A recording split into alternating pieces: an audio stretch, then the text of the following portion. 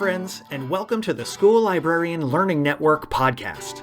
I'm Steve Tatro, and I love talking about all things related to school libraries. I may be an old dog, but I'm always trying to learn new tricks. In each episode of the SLLN podcast, I'll chat with a school librarian about a lesson they love. Hopefully, this can be a place for school librarians to get ideas and find new ways to engage with their students and staff. As a good friend likes to say, we're better together. So I hope this podcast will help school librarians connect with and learn from each other. The opinions and ideas shared in this podcast by myself and my guests are our own and do not reflect those of our school districts. And because school librarians always strive to be good digital citizens, I cite sources when using material that is not my own. Before we dive into the second episode of the School Librarian Learning Network podcast, I need to back up and correct a mistake. I was so excited to get the first episode out that I neglected some very important things. This podcast only exists because I was fortunate enough to have been chosen as a host of the second season of the One Lesson at a Time podcast, created by the amazing Courtney Pentland and produced by the sadly now defunct School Library Connection. Without Jane, Seth, and Fatima at SLC, the podcast you're listening to right now wouldn't exist. Their excitement for helping school librarians learn and share is incredible. Their enthusiasm for the episodes we created together was invigorating. Their thoughtful suggestions helped me find my way through a new venture, and their unflagging enthusiasm made me think I wasn't as bad at this as I feared. So, with apologies, here's a belated and heartfelt thank you to the SLC team for helping me find something I didn't know I would love so much. Also, huge thanks to Amy Herman, host of the School Librarians United podcast. It was her guidance and suggestions that helped me figure out how to put this podcast together, and it was her encouragement that made me think it was a good idea. So thank you so much, Amy, and thank you everybody who's listening. With that said, let's get into our second episode. We're going to hear from Molly Dettmann, who's got an amazing lesson called Oh Meme, Oh My. Let's find out more. Hi, everybody. I am here with Molly Dettmann, and I'm very excited. She's got such a fun and really thought-provoking lesson that I love. So, Molly, if you wouldn't mind introducing yourself. Hey, everyone. My name is Molly Dettmann, and I'm a teacher librarian at Norman North High School in Norman, Oklahoma. Oklahoma. You guys are having some fun out there, I'm sure, on the high plains. With the wind coming sweeping down the plains. So, how did you end up in school librarianship? What was your path? So originally I went to my grad program for library school and for public libraries, and I actually worked at a public library in teen and adult services. But I always loved going on school visits and just working with teens more one-on-one. And my husband was a public educator. My mom was a public educator. My grandma was a public, like everyone in my family, and they kind of told me to avoid it. But then I was like, no, I really kind of want to try it out. So I was very fortunate to get my first school librarian job as a high school librarian, and literally have loved it ever since. Like I just can't imagine doing anything but school librarianship. And I've done that now going on 6 years. That's awesome. Congratulations. 6 years is outstanding, especially in education, I'll tell you. I'm a veteran now. It didn't take long. I had sort of a similar experience when I got into the school library. It really just felt like home. Like it felt like the place I was supposed to be. It's really wonderful when you get that sense of place, of home. So why don't you tell us a little bit about the lesson that we're going to be hearing about? Sort of how did you come to arrive at this lesson? Yeah, so I came to this with our current issues teacher. So we have a current issues course, and we had this teacher who had been teaching it for a really long time. He just retired last year, and he wanted to do more. Media had very much changed throughout his teaching career, so he wanted some help with the library on how to kind of teach those media literacy skills and understanding how to fight misinformation and fake news and all of that stuff. So we had done some things with him before, but then I finally got to really get like a solid week with his classes, where then I developed this lesson where we kind of worked through different aspects of information and media literacy each day. I also got a lot of really great resources like Civic Online Reasoning, News Literacy Project. Those resources really came out with so many great bits of curriculum and things that then I was able to kind of pick from them and build the lessons and activities for students to kind of get hands-on experience with finding information, debunking misinformation, and kind of getting right in the middle of it. Because they already are, they just don't realize it.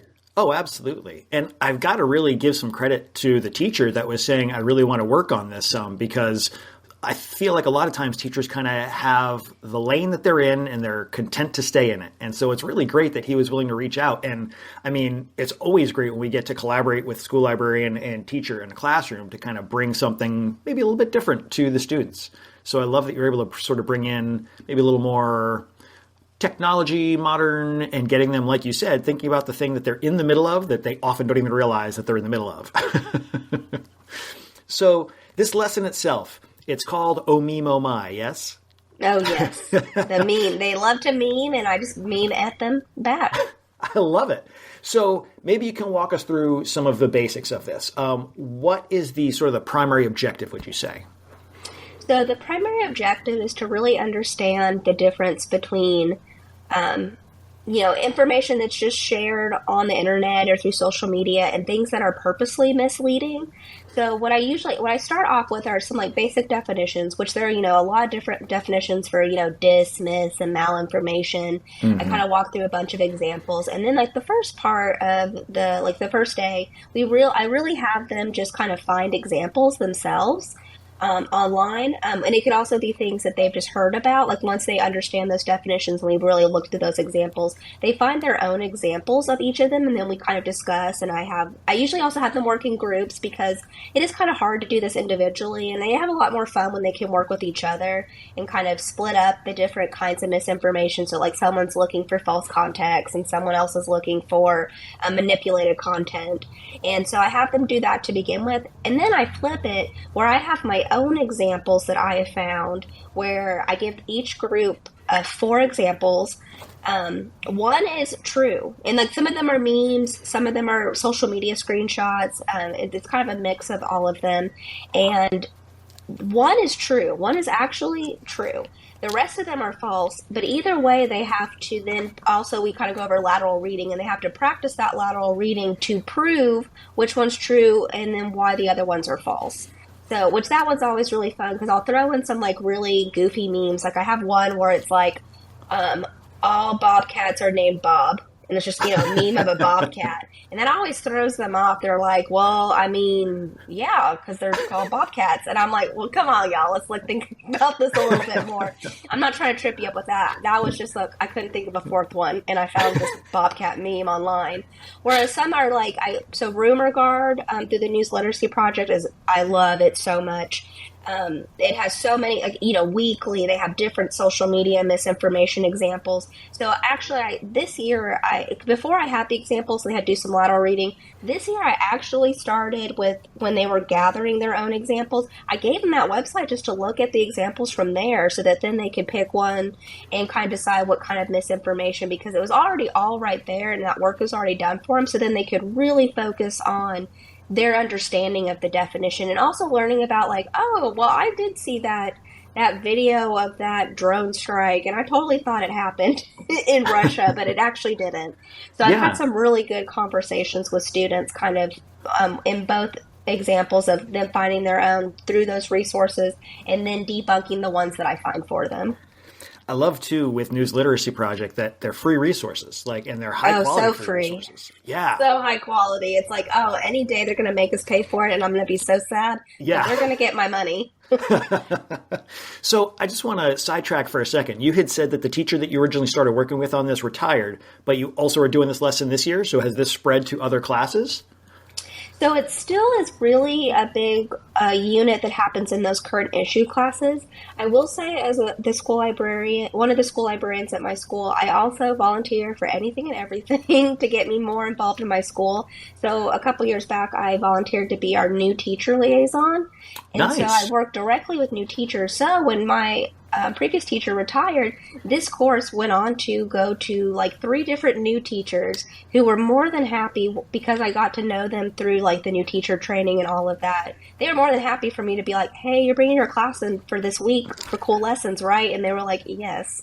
Yeah. And they were so much fun. And what they brought to those lessons was each one was a little different. Like one, specifically teaches an international problems class. So then we kind of did the same activities, but on an international news scale. And then the other new current issue teachers, like they had a lot of fun with it and really enjoyed it. But luckily, like I already built that relationship of support with them, with the new teacher liaison aspect, that they were very much like, oh wait. And then I also was like, this is a tradition that we want to keep following, right? And then they were just happy to have someone to work with and do something a little different, especially with a new course that they were not familiar with teaching. Yeah, when you can bring them a completed lesson and say, here you go, just show up. That's definitely a big weight off of their shoulders. That's awesome. And I love, too, that you kind of pointed out that it can be sort of customized to different areas. Like you've got the international teacher working on maybe slightly more broad ideas, whereas current events, other teachers might be a little more localized. That's great. Like it's just so adaptable as a lesson. So they are getting all of these different memes. They're looking at them. They're analyzing. They're doing lateral reading. These are outstanding skills for them to be getting some practice in. And I love that they are actually using the skills. You're not just saying, here's a skill. Next time you're doing something, use it. Like you're giving them the hands-on practical knowledge with it, which is great. So once they've gotten to the point where they're doing some lateral reading and they're kind of analyzing, do they go someplace from there with the pieces?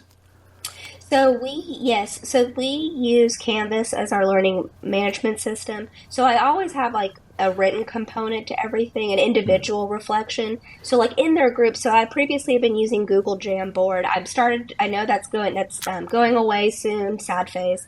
But I am starting to look at some other like kind of digital whiteboards for them to collaborate and work on in their groups. Like Canva has some good ones for when I do this next semester. But so they do that collaboratively on those digital platforms. But then I always have them do it like just an individual writing reflection on Canvas that they turn in, where then it kind of like goes back to ask, kind of almost an exit ticket-ish, where it's asking them kind of like what they learned from this and like what they contribute to their group, what is something that stood out to them, how could they use the skill in other ways in their like daily news media, understanding. And sometimes I will have them write on paper too. Like sometimes I just want to put the computers away after we've computered a little bit too much all day. So sometimes I'll do paper, I'll do Canvas, so that then I can read those reflections and get a better understanding of, okay, did I really teach this concept well enough? Do we need to revisit some things the next day before we move on to the next part of the activity? I really think just that kind of just having that like written component and the individual reflection really helps. And then what they do later on, so we usually do that at the very beginning of that semester class, and then the rest of the course, they're visiting and finding their own current issue articles and reflecting on them and sharing them with the class. And so when I've talked to the teachers and check back in, they get a better sense of like finding reliable news about objective news about what's happening around the world, or they might find like a misleading meme that then they use as their current issue article for the day of like, hey, they're saying they're misinforming about this particular topic, and this is what this news site is saying. I love that. So the kids are not only using the skills, but also kind of carrying the lesson forward in a different way to sort of identify when they're spotting these things in the wild and bring them to the class to kind of for discussion. That's great. Huh. So do you ever find them getting into their own meme making to sort of like either promote or deny any particular areas? Do they like come in with like, hey, I made a meme for the class about what we're talking about? I haven't seen that yet. Mostly they just like the memes and things that are on TikTok, and they'll just laugh about those. I did see, what was it? It was in international problems class. I always also, I guess I really start everything off with like, where do you get your news from? Just to kind of get a sense of where and social media is the biggest one. And this one kid, there was this TikTok that was Bikini Bottom news, and it was like the little like tuna fish from SpongeBob, but he was actually it was actual news, but it was just that little like talking head fish. And it was really funny, and I learned something that day. So sometimes they do look at news, but in kind of goofy ways. I love that. I mean, if they're able to sort of spot check it and make sure that they're getting good information, why not? Like, why not add something fun to it? Oh, man. Like, I was like, this is a cartoon, so it's clearly probably joking about things. But then I actually watched one with this kid, and I was like, oh, that did happen yesterday. And they're just reporting it. Interesting. They're a fish, though. That is not one that I've heard of. I'm going to have to see if I can dig that up or fish that up. I don't know. Catch one of those? Ooh, that's bad. So it sounds like the kids are really engaging with the skills, with the lessons. And it seems like you've been getting some pretty good feedback from both the students and the teachers. Is there anything in particular that the teachers have come to you maybe after this lesson to say like, oh, here's something we've noticed since we did this? I think just in general, them getting their students a better understanding of where to find good news, or like how to decipher through the misinformation. I think that's been helpful. Whereas the couple days before because usually we don't do it like the very first week of school, because the very first week of school is so hectic. Usually it's kind of that second or almost even third week that we really dive into the content. They'll say that like when they're just kind of pulling articles and just kind of working with the students to kind of get their feet wet with that class for the semester. I mean, yeah, students are like pulling up like very clearly biased articles or things that are like clearly clickbait or something but they just don't have that understanding yet of what that means. And then that kind of turns around when they're like pulling out because like one teacher in particular has them find an article each week and write about it and how that's a current issue happening in the world. And she said that the articles got a lot better after we did that week of lessons. Oh, I have no doubt. And it's funny because so often we think of kids as being these digital natives that just because it's online, they must know it. And I have never really subscribed to that notion. I'm like, no, we're all people and we're all going into this strange universe that kind of messes with our heads and the way we understand information. So once you get to point out to them, like, here are some things to look for, they're really good at picking it up, and they start to notice like, oh, the stuff that I was doing before, maybe that's not quite the best habits that I could be building. So it's really... I was getting real upset about that article, and that's what they want from me, and I'm not going to let that happen. I had a kid tell me that. He's like, I'm not going to let that happen to me anymore. And I was like, okay. I love that. I did my job. Yes, because seriously. we also talk about headlines and just like they're really trying to get an emotional response. So then you share, and they make money, and this happens, and they're like, what? They get upset in that moment, and I'm just like, I know, it got me too.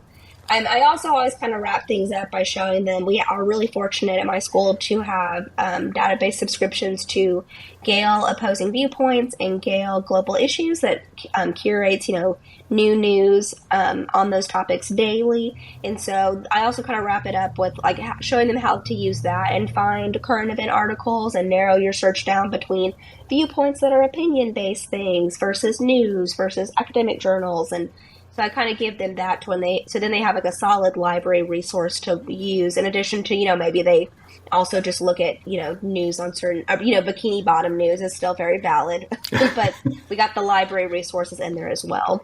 That's awesome. What a great way to tie it all together too. So, you had sort of pulled a lot of, some of your resources from a lot of great free online sources. And you've got some great databases. Were there any other particular tools or materials that you kind of went, oh, that's something that I should pull in, or that here's something that I use as part of this that we didn't hit on yet? No, I mean, the other big one is Google Jamboard. Again, rest in peace. Future rest in peace. Just having that collaborative whiteboard space was really nice. I mean, I think you still could do this. Like, if you built your definitions in like a Google Doc, or you built it in a slideshow, you could pull that up and then they could use like a whiteboard, or they could use a piece of paper. I mean, they could still like do their searching and then just like physically write out their, debunking what they found or like their examples. I love it. I mean, always good to have that alternative method to get there, because the technology is going to fail when you need it most. So so you've been doing this for a couple of years. What kind of changes have you made as you've sort of evolved the lesson?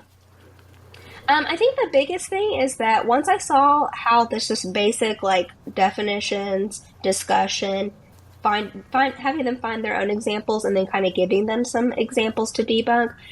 That formula works really well with a lot of different subjects. So you'd actually asked earlier, and I didn't really answer this well, but you'd asked earlier about different subjects. I have done this with a couple different subjects. Like, this has worked really well in science classes where they are wanting to do some science information literacy, where then, like, all my examples are science misinformation, and we talk about it from that lens. And then, like, when we're doing research for, like, our big papers in our English classes, like, we can still, like, pull specific create like subject-specific examples, but then do the same kind of practicing those skills, and then it works really, really nicely.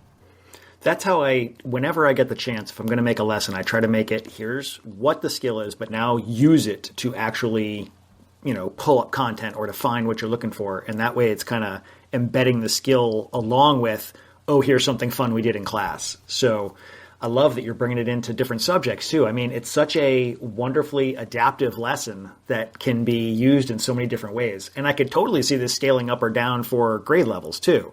Like, I could absolutely see this going to middle school and probably even down to the grade school level. If you were kind of selective about how you chose some of your memes, I could see that absolutely working. Oh yeah. I mean, I will say, so another great resource I've used to kind of build up this kind of, these lessons is the book Developing Digital Detectives. That book is excellent, and I will say that one has some really good lessons and examples for middle school and elementary. Like, I mean, I let my kids find their own examples. They're high schoolers. They might find certain, things about vaccines, things about more controversial topics. I'd say vaccines because that was definitely one that popped up. There's definitely this really weird misinformation where it had like a really picture of a really gross looking banana, and then the headline was like, this banana is going to give you AIDS. And that is what they always pull up, no matter what. And of course, that weird looking banana is not giving anybody. That's not how AIDS works. That's not how HIV. That's some hardcore science misinformation there that we debunk very quickly together. So that's not appropriate for like an elementary school kid or even a middle school kid to go searching around for that. So Digital Detectives has some really great lessons and ideas that are, again, working with these same skills and concepts, but then they have more curated examples to use that are more appropriate for those grade levels. Nice. I'll have to make sure I throw the link into the show notes so that if people want to check that out, they can do that. Are there any particular kind of supports built in for either ELL learners or special needs learners that can kind of help to differentiate the lesson? Yeah, I mean, I think the big thing is having them work in groups and work together has really helped. I mean, those current issue classes, they have, that's an elective course. So, I mean, there are 9th graders through 12th graders. There are students at all different levels. And so I've seen some really good work come from having them work together in groups and just kind of being a presence around while they're doing that work to answer questions or explain something a little further. I have English language learners to where we've got translation options, especially anything digital. I can get it, we have translation features on their MacBooks, speech to text. I mean, being able to if they find an article, if maybe they're not the reading level to comprehend it well. We always do the speech to text so that we can listen to it, and we'll find kind of a corner for them to listen to their article that they find that debunks whatever, because that's happened a lot. So I just kind of keep an eye out on everybody during that work time and then just offer them those accessible options. I love that. And I love when we can use technology for a positive, because sometimes it seems like all we do is just screen time, like you were saying before. But that's a great way we can use it as an adaptive technology for our students. So what advice do you have for someone who's maybe going to try this lesson for the first time? Anything they should kind of have in mind as they get ready to go? I would say keep it real simple to begin with. Maybe you just do the lesson where they're finding their own examples and you're going through those definitions. Or, use one of maybe the digital detectives from their evidence locker. They've got some really great starters there. I think just making sure you are as aware as you can be of the ins and outs of lateral reading and what examples you're using in your own when you're kind of going through those definitions. I think just being as perfect, because I definitely, when I have my examples, I honestly just pull them, I add new examples to a Wakelet that I keep. And I'll just see something on the artist formerly known as Twitter, and I'll just be like, that's misinformation being shared. Screenshot, I'll share that. So then when I'm sharing examples to the kids, I'm just very, I'm like, I found this on the internet, like yesterday. Like my mom shared this on Facebook. What a goober. Actually, one of my new examples for this lesson is the title slide is a screenshot of a text between me and my mom because she just texted me randomly one day this summer and said, "Did you know Andrew Garfield is his dad created Garfield?" And I was like, "No, Mom, he did it." And then I sent her the Snopes article about how that was like super debunked and not real. And then she goes, "Oh, Lordy, Twitter got me again." And so I do start off. That's my first slide of like, sometimes, people like my mom. Do you think my mom's a terrible person because she thought this was real? And they're all like, "Well, I don't know your mom." And then I'm like, "Come on, answer this for me." And they're like, "No, she's just," I'm just like, "She's, 70 years old. She just, this is a little goober." And then we move on because I think really starting that conversation with them about how, like, some people do share this maliciously because they want to make money or they want to cause chaos, but some people really do it just because they don't know. And so I'm not teaching them that, that their parents are bad people because maybe they've shared some misinformation now that they understand what that is. We just have to be better now that we know to help others with that. I mean, of course, my mom was like, "Oh, cool, sorry." Yeah, I think most people, like, when you're able to gently offer them like well, maybe this is the actual thing to check out instead. It seems like most people are pretty receptive to that. And I love that you're able to bring a personal example to the class to kind of be like, look, it's not just out in the world somewhere. This is like actual everyday kind of conversation that's going to happen. This is my mom texting me. So I think also just some advice would be to understand what your purpose is and make sure you meet that, and just understand that every kid comes from a different background and that some of this might be like huge revelations to them. But again, you're not trying to say that like where they grew up or how they grew up is bad or wrong, or if maybe if something like that is, if their mom has shared that the silly Andrew Garfield thing. Just make sure to like be aware of that because that could happen very quickly, and you don't want anyone to feel bad because of misinformation that they didn't mean to share. Yeah. We're going to now go in a completely different direction for a second here, and we're going to have a book break. So I'm curious, what is a book that you've enjoyed? And it could be something that's just for you. It could be something for students, for staff, professional, just for fun, whatever. What's a book that's been grabbing your attention? Ooh, okay, so I'm in love with the manga series Blue Lock. Okay. So I'm on volume 20 right now. So Blue Lock, the whole premise, it's almost like Squid Games, but with soccer, but nobody dies. So, but it is kind of that intense. So it's this whole premise is Japan wants to win the World Cup, and this guy has this crazy idea to do this whole training thing to where he's going to produce the world's best striker, and Japan's going to end up winning the World Cup. So he gets all these teenagers who are really good at soccer and puts them in these like scenarios and situations. Like first they start off in teams, and then like, as they're winning and making the most goals, like people move on and up, and then there's like other people who come in out of everything. And it's really, the big intense thing is like, if they get eliminated, they can never play soccer again. So like it is so it's super cutthroat. All these boys have a reason why they want to be the best striker, and like this is like pushing their soccer skills to the limits, and it's just so exciting, and the artwork's really good, and it is such a good series. I would recommend it for like high school and up because there's a little bit of language, and it is pretty intense, but it is just, I mean, like you watch Ted Lasso and enjoy soccer because it's like feel good happiness. This is really intense, and you're just so in it, but also for like, I mean, I would equate it to like the same bit of like you're just like really in it. I love it. Okay, nice. I'm not usually a sports person, but you might be changing my mind on this one. That's Blue Lock? Yes, Blue Lock. So the whole like thing that they're kind of locked, it's called Blue Lock, is the whole, like they are like literally like sequestered off from everybody else and in this like situation where they're playing soccer till the death of their careers if they don't win. Huh. To the death of their careers. Yeah. Yeah, nobody's died. It has gotten real intense, though. And then sometimes there's some funny bits, but I just really enjoy it. That's awesome, man. I love it. So, okay. Thank you. That's an awesome recommendation. I love it. people are going to love this lesson. I know I love this lesson. If they want to track you down someplace, if they want to touch base with you in some way, where on social media can they find you? Where can they go to if they want to say hi to Molly? Yeah, so my personal stuff is at Molly Dett.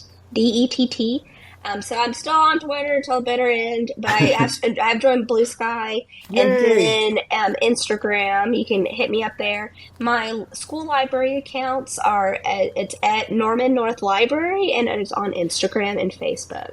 So on there, I share a lot of the cool stuff that we do in our library and a lot of book fun. That's awesome. Well, thank you so much. I really appreciate you sharing with us. I know I am excited to get my hands on this lesson and start playing with it, and I'm sure other people are going to be too. Thank you.